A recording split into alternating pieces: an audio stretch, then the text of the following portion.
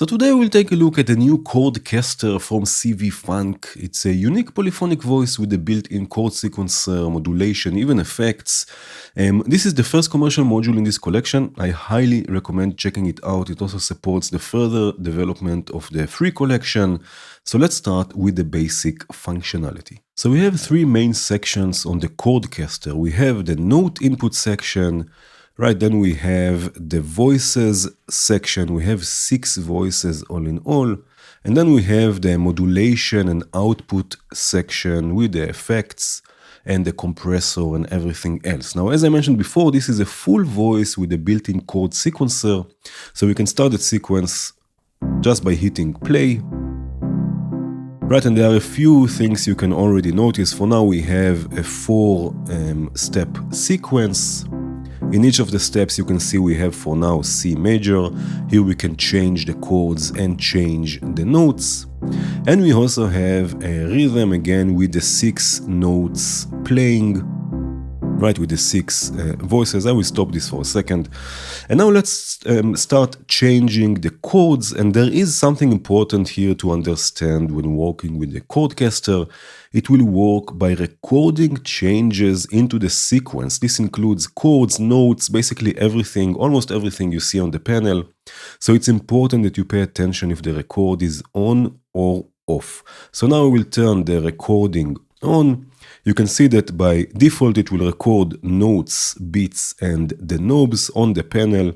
But again, you can turn them off if you want to record just one or the other. For now, we'll just change the chord. So let's go with the first step will be C minor, and then the next step will be G minor, and then the third one will be F minor, and then the last step will be G7.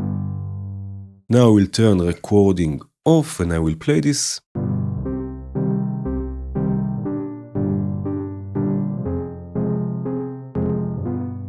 Right, and again, you have to pay attention to the record button. If now I activate it, it will just overwrite everything I did. So for now, I would like just to edit things while everything is running. So first I can click the edit button. Right now, nothing will be overwritten and I can change things. So again, turn on recording. Now we are actually editing, so I can edit one of the chords, for example, while it's running. For example, I can take chords up and down an octave. Right, and this will apply only to the specific step that I'm editing. And again, we can do this for everything on the panel. So let's really start exploring the other sections. We can change, for example, the individual notes here for each of the voices. If I go, for example, to the first step, right, we have the 6 notes here, the 6 voices, and I can go and change them. Right, if I want a different chord, a custom chord, right, maybe something like this. We can also change the rhythm for each voice, and to make it easier to edit each step by itself, we also have a looping function. So if I hover here above the play button, you can see play plays the sequencer, or shift and play plays or looping the current stage or step. So if I hold shift and click it, now we can edit just this step, we can audition it and make the changes we want. Right, so again, we can change the notes and we can change also the multiplication and division of the different voices, of the different rhythms. So for example, I can have this one playing a bit quicker. Right, and create all sorts of polyrhythms. And here there is another function that comes in handy, the retrigger envelope. It will retrigger the envelopes even though they are not done with their cycle. Right, so now they will just start again even though they didn't go all the way to 0. Right, this can be also quite helpful. And of course we can change also the envelopes. We have width from 1 to 6. Right, we can change the envelopes, we can change their shape. Right, more percussive or less percussive, and of course their curve.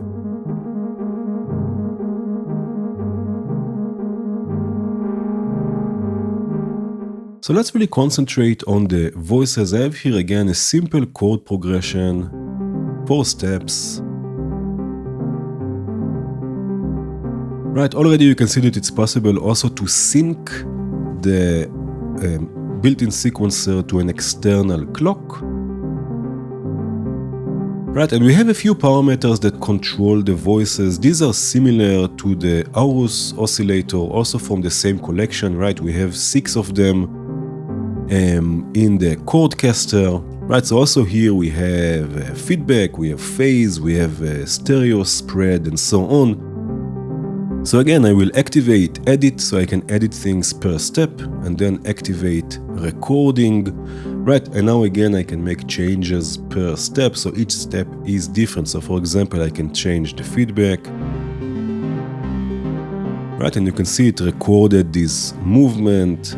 We can also add modulation, so the modulation section is internally routed through the different attenuverters. All we have to do is open the attenuverters and the modulation will be routed there.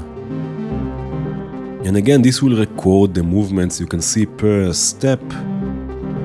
Right, I can also control or record the rate of modulation. Right, you can see this is also recorded. Right, so now if I go out of recording, we have this saved. Right, and now instead of having the values jump from one point to another, we can add slew to them with the knob slew. Right, and then they will transition from one point to another, as you can see. Right, so again, you can record almost everything on the panel per step. I have here another voice, and again, in this case I have 16 steps, but I recorded movements on all of the steps. Right, you can see here the spread and modulation, the node, the modulation, the effects, even the compressor.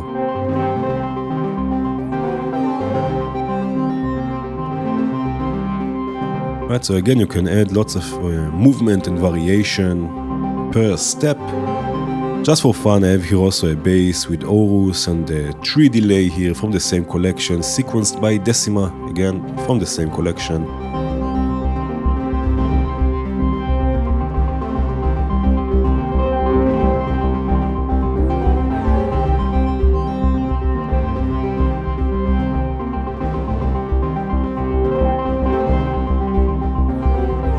I want to show you a bit more how you can edit steps or stages. So first of all, again, I will activate edit and recording, right? So I can edit the different steps.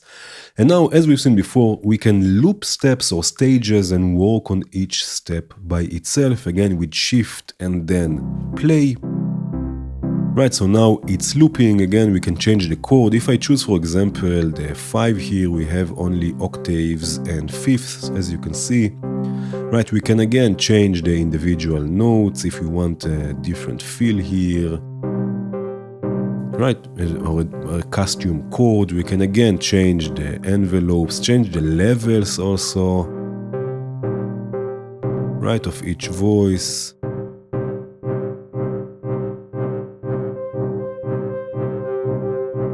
Right, create polyrhythms if we want. Right, also again, change the voice, add modulation. Right, make all the different changes we want, add more reverb. Right, all the different changes that we want for this step, and then we can move to the next step, again, either by changing the stage or by going backward or forward with the reverse and forward. Right, so if I go once forward, we have now a new step to work with. And again, also here we can make changes. Let's go with 5 and let's say F. Right, and again, also here we can change things and create all sorts of different results if we want. Right, make this a bit louder, change the delay time. Right, and like this have a different step, and we can also copy paste steps. So for example, if I click copy now and then paste it, we have step 3, with the same settings. So now I can make again adjustments, right? And then we have this saved right on step number 3. And we can also copy and paste multiple stages, and again together with the shift, right? So if I hover above the copy, you can see shift copy copies all stages up to the current stage, which means that now we will copy 3 steps or 3 stages, right? Shift and copy, and now when I paste it, it will paste the 3, so we will have 6 steps all in all, right? As you can see here, and they were copied from the different, right, from the previous steps, right? So we have now 3 and then a copy of the 3. So it's really easy like this to create longer sequences. If you want to, for example, if you have 4 steps but you want to have 8, you can just copy paste the 4 and then you have 8 that you can again edit and create a longer sequence. Now we can also add stages or steps in between. If I go, for example, to step 3, I can click here add, and it will add step 4, right? And again it will add a new step, and now you can edit this. If you don't want a step or a stage, you can also delete it, right? So now I deleted this step. So again, it's really easy here to edit steps, copy them, paste them, delete them, add steps in between, and so on. Okay, so now if I make again the first step loop, shift and play, right, and again activate edit and recording, so now we can edit each of the steps. We have also strum mode. If I activate this, right, you can see we get an arpeggio. It will strum through the chord, and now you can see when I hover above this, it says it also modulation triggers the envelopes instead of beats, right? So instead of the clock, we get now the modulation section, and you can see through the movement here, this will actually strum through the chord, right? So if I make changes to the rate,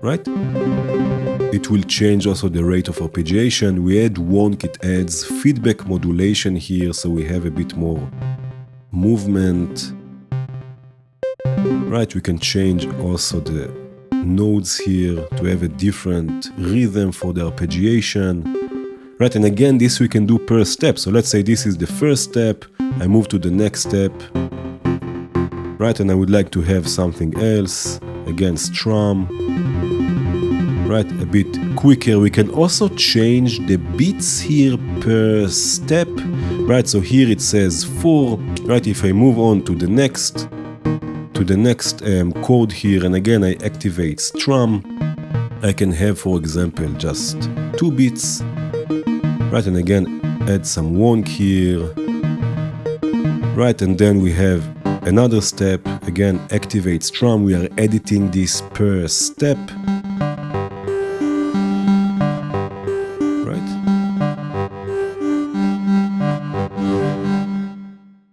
again change things, right? And now I'm going to turn off recording and play this,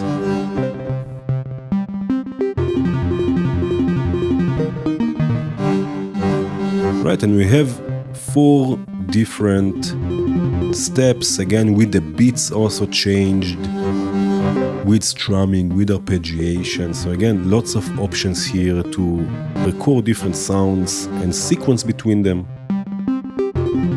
I want to show you some of the CV inputs. So we have here, as we've seen before, the transport controls, including inputs for reverse and forward. So you can also move around the sequence with external triggers. And we have also CV inputs for recording external sequences and changes. Right, so let me play this for a second. Right, this is the chord progression I have. And now I can use, for example, the volt per octave input, the pitch input to record external notes. So again, I'm going to activate edit and recording so I can do this per step. And then I have here the ADDR sequencer going through a quantizer, and this is what I will use for recording. This will go to the volt per octave input. And now it records the notes from the ADDR. Right, if I disconnect this, we have these notes F, G, A sharp, and F. Right, these notes came from the ADDR. Of course, we have also an input for the chord type, so you can also sequence or record the chord type if you want to do this externally. And then we have inputs also for recording changes in the sound. So for example, feedback, wonk of the modulation depth, the compressor, the effects, even volume. We can also record changes in volume. And for this, for example, I can use random voltage to record the changes. I have here the random module. Right, so this can go once to the feedback, let's say, to the compressor, and let's say to the volume. Right, you can see already on the panel itself, things are changing. Right, now if I disconnect this, we have the 4 steps recorded. Right, so you can also do this externally if you want. And we have another unique input, the external input. This input will directly override its destination, and there are a few destinations to choose from in the right-click menu. External input mode, for example, maps to VCA, so we can use an external oscillator instead of the internal one. We will see this soon enough. We can also use external triggers to trigger the envelopes. So let me show you this. Right, if I choose this and I connect something now to the external input, so now it will override the internal envelope. So for example, I can have one sequencer sequence the first voice instead of the internal envelope. Right, because we have just one channel, it will trigger all the voices. Again, we have 6 voices, so we need 6 channels of polyphony. For now I have just one, but I have 4 more here with the gate sequencer. 1, 2, 3, and 4, again merging them into a polyphonic signal. And I have here also decima. So I have 6 channels, 6 different sequencers that will sequence or trigger the built-in envelopes here instead of the internal ones.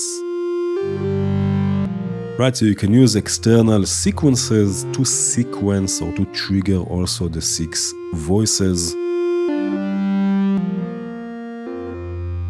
Now we also have a few useful outputs. For example, we can sequence external voices. Here I have this chord progression. Right, and here I have the VCO unit. I will solo this for a second. And we have here a few outputs. So for example, I can use the notes output. And again, this will be polyphonic because we have 6 voices of polyphony, 6 channels. Right, so now the VCO unit will play the chords, and then we can either choose to use the gates or the envelopes, so the gates to gate external envelopes or the built-in envelopes. This is what I will use. Again, 6 channels of polyphony. Right, and of course we can use also the modulation, right, from the chordcaster, and again this will be polyphonic. And you can layer things, so if I unsolo this, now both of them will play together, so you can layer the chordcaster with other voices. And we can also use external voices directly inside the module. So if I mute the VCO unit, for example, in the right-click menu again, as we've seen before, we have the external input mode. If it's set to VCA, we can now inject external oscillators, like I have here dark energy, to the external input. And now instead of using the oscillator from chordcaster, we are using dark energy as the voice here. Right, so now dark energy is being processed by the chordcaster with the mix and delay effects. Right, of course we can also sequence things. Again, I can use the notes if I want. I can use the modulation.